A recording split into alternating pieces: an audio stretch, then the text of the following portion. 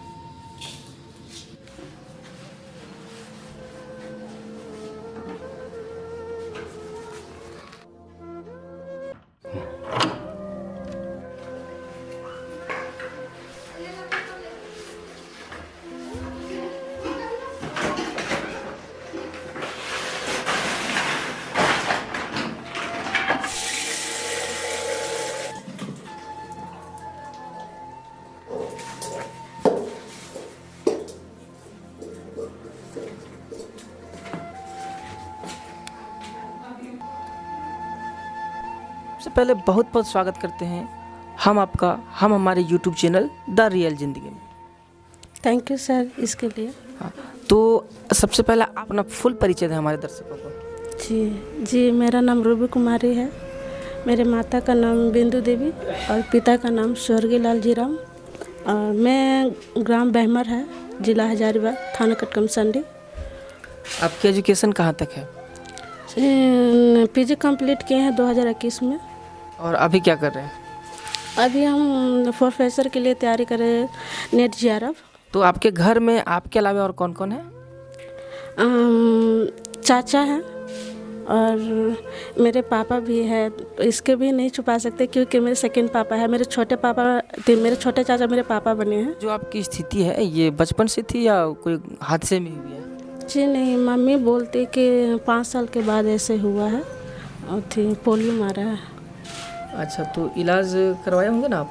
जी, पूरा शरीर ही था। जो मैं बेड पर रहती थी तो इलाज करवाने के बाद में इतना ठीक हुए।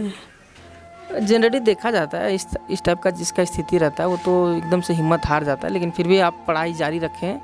तो मतलब पढ़ाई जारी रखने का क्या उद्देश्य रहा होगा आपका? नीलम मैम है तो वो हमको उत्साहित किए कि तुमको पढ़ना है। और ट्यूशन में जो पढ़ाते थे वो सर जैसे बोलते थे कि मैं थी रूबी, तो बोलते थे कि आगे पढ़ोगी ना यार, कि तुमको हार नहीं मानना है, पढ़ना चाहिए। ऐसे ऐसे लड़के लोग बहुत पढ़ती है। और मेरे बचपन से था कि हमको इंजीनियर बनना है, इंजीनियर बनना चाहते हैं। तो वो चीज़ हम मम्मी को बोलते थे।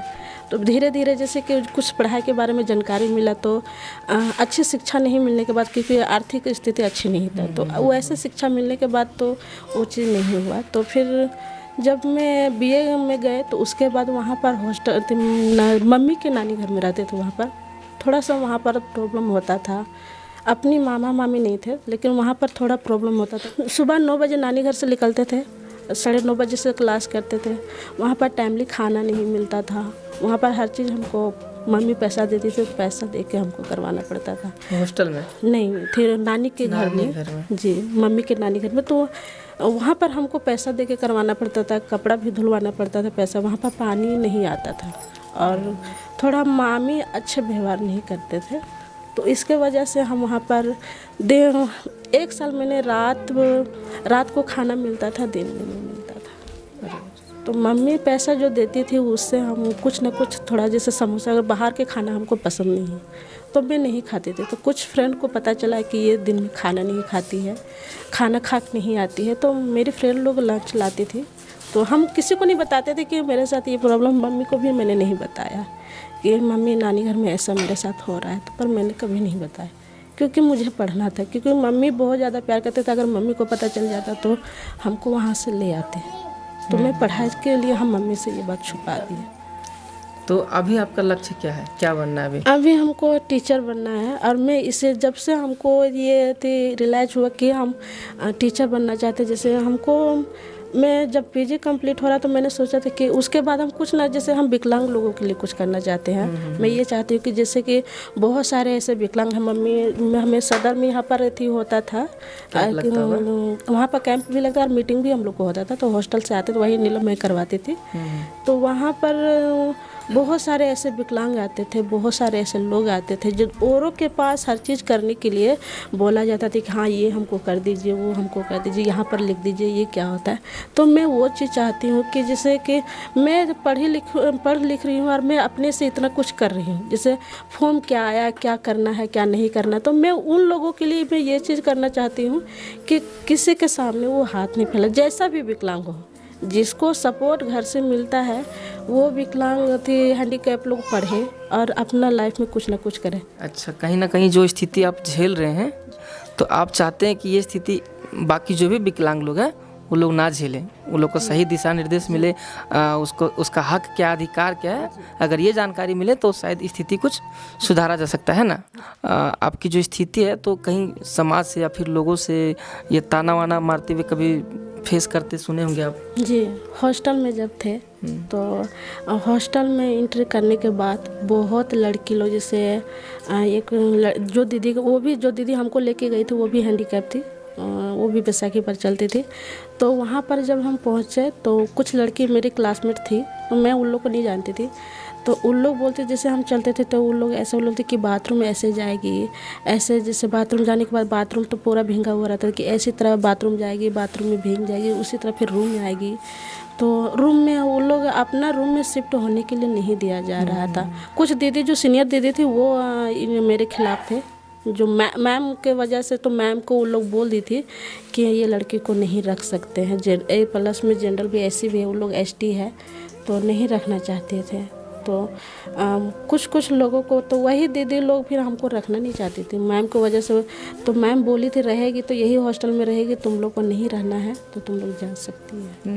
जी, वो मैम हमको सजेशन भी दी थी जब मैं एडमिशन करवाने गए थे, तो मैम बोली थी, शांति मैम थी, तो वो मैम बोली थी कि ये मत सोचना कि हम विकलांग हैं, हम नहीं चल पाते हैं, तो ये पकड़ के कभी मत रोना, ये मत बोलना कि हम नहीं कर पाते हैं, नहीं कुछ थी सामान नहीं ला पाते हैं, पानी नहीं ला पाते हैं, या खाना हमको नहीं मिल पाता है। तो ये चीज़ बिल्कुल आप ना पकड़ के मत रोना कि दुनिया में जितने भी लोग हैं किसी न किसी तरह से प्रॉब्लम से वो घिरे हुए हैं, वो प्रॉब्लम में है, लेकिन कोई दिखाते नहीं, तुम्हारा दिखता है तो औरों को पता चलता है कि तुम कैसी है, लेकिन तुम्हारा जो, अगर तुम इतना तुम कर रही है तो तुम्हारा जो तुम्हारा दिखता वो नहीं दिखेगा, तुम जो जितना दूर पहुँचेगे वो तुम्हारा कामयाबी जो है, जो तुम हासिल करेगी वही लोगों को फिर दिखाई देगा। सही बात। तो वो मैम फिर एडमिशन का पैसा भी नहीं ली थी और वही बोली थी, तो मैंने उस दिन से वो मैम का मैंने बात अपना लिए थे, फिर उस दिन से मैंने कभी रोना स्टार्ट नहीं किया। रोते हैं कभी कभी, हो जाता है। हाँ, तो आपकी मम्मी किधर है, मिलना चाहेंगे मुझसे? बहुत बहुत आपको धन्यवाद देना चाहूँगा कि आप अपनी बच्ची का हिम्मत बनी हुई है, हौसला बनी हुई है। तो आपको ऐसा क्यों लगता है कि इनको पढ़ाना बहुत ज़्यादा ज़रूरत है? और जब बच्चिया के नहीं पढ़ाएंगे तो कौन देगा खाना पीने के लिए, तो हम लोग मर जाएंगे दोनों परिवार, तो बच्चिया झेंकते हैं भीख मांग के, चार कोई नहीं खाना देने वाला है, इसलिए सोचते हैं बोल बच्ची को पढ़ा देंगे तो हम लोग दोनों परिवार लाइफ बना देंगे। यहाँ से कंधा ढो के बहमर स्कूल पढ़ाए, यहाँ से लेके बल्लुक से कहाँ से उनसे दादा भैया कह के हम चेयर मंगा के तब फिर किए, तो कंसार स्कूल हाई स्कूल में तो कोई माँ बहन खड़ा हुआ, तो इसलिए मतलब बच्ची के नॉलेज का खोलेंगे, बच्ची खोल दी ही नॉलेज हमको। अच्छा, समझ गए ना। तो कभी कभी पैसा घट जाता है तो इनको पापा के बोलते हैं जी पैसा नहीं है, तो वो भी बकाहट लगने लगता है, बोल क्या करें, 7 गो परिवार है खाने वाला, एक बच्ची को शादी किए हैं तो 6 परिवार। तो जैसा कि अभी पता चला, आपकी बच्ची बताई कि आप उनके चाचा थे लेकिन फ़िलहाल भी पापा बने हुए, तो जनरली देखा जाता है कि सौतेली जितने भी बच्चे होते हैं तो सहयोग नहीं करते हैं उस टाइप का जितना सहयोग होना चाहिए। तो आपको कभी ऐसा नहीं लगता है कि मेरी बच्ची नहीं है? ऐसा महसूस से नहीं हुआ कि ये दूसरा का बच्ची, चाहे मेरा भैया का बच्ची है, मैं अपने बच्चे को मान के चला कि इसको हम परवस्ती लिए इसलिए कि जो मेरा बाप जो अभी बनी हुई है, आगे चल के मैं सोचा कि आगे चल के 2 बच्ची के लेके क्या करेगी, तो इसको मैं अपना लेता हूँ कि आगे चल के इसको कोई प्रॉब्लम नहीं होवे। इसी के लिए मैं कभी इन लोग के सौतेला नहीं समझा हूँ, अपना ही समझा हूँ। और इससे वैसे मैं क्या कर सकता हूँ, जितना दूर तक होता है उतना दूर तक मैं कर लेता हूँ। तो आप उन तमाम दिव्यांग भाई बहनों को क्या संदेश देना चाहेंगे? जी, मैं यही बोलना चाहूँगी उन लोग से कि हम लोग औरों से कम नहीं हैं। मैं उन लोगों से भी कम नहीं है जिसके पैर हाथ है, वो लोग चल पाते हैं। उन लोग से भी हम लोग कम नहीं हैं। हम लोग वो चीज़ कर सकते हैं, वो चीज़ और करना भी चाहिए। अब हम आपसे आखिरी सवाल ये करना चाहेंगे कि सरकार से आप कुछ मांगना चाहेंगे क्या?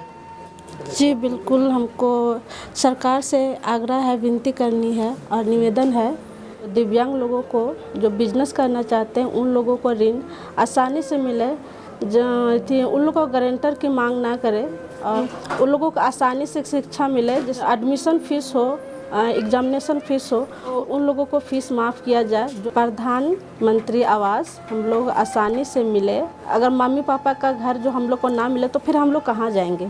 तो वो चीज़ हम लोग को मिले जिसमें हम लोग अपने उस घर में रह सके और अच्छी सुविधा से मिल सके, ज़्यादा दौड़ फांद नहीं करना पाए, जिसमें हम लोग दौड़ फांद भी नहीं कर पाएंगे। और गाइज, इन्हें एक इलेक्ट्रिक बाईसाइकिल का बहुत ही ज़्यादा ज़रूरत है, इलेक्ट्रिक ट्राईसाइकिल का। अगर इनको इलेक्ट्रिक ट्राईसाइकिल मिल जाता है तो शायद इनका सफ़र जो है सो आसान हो जाएगा। कि आप सबों से भी रिक्वेस्ट कर रहे हैं कि आपसे जो भी सहयोग बन पाती है इन्हें सहयोग ज़रूर करें। फ़ोन पे, गूगल पे का नंबर डिस्क्रिप्शन बॉक्स में दिया हुआ है। अगर तो हमेशा की तरह फिर से आप सबों से करेंगे एक छोटा सा रिक्वेस्ट कि अगर आप हमारे चैनल पे नए हैं तो चैनल को सब्सक्राइब करें, वीडियो को लाइक करें। वीडियो अगर अच्छा लग रहा है तो कमेंट करके ज़रूर बताएं। और हाँ, इन लोगों का समस्या बहुत बड़ी है, इसलिए वीडियो को शेयर करना ना भूलें। तो मिलते हैं फिर किसी नए इंटरेस्टिंग और इम्प्रेसिंग वीडियो में। आज के लिए बस इतना ही। Tata, bye bye.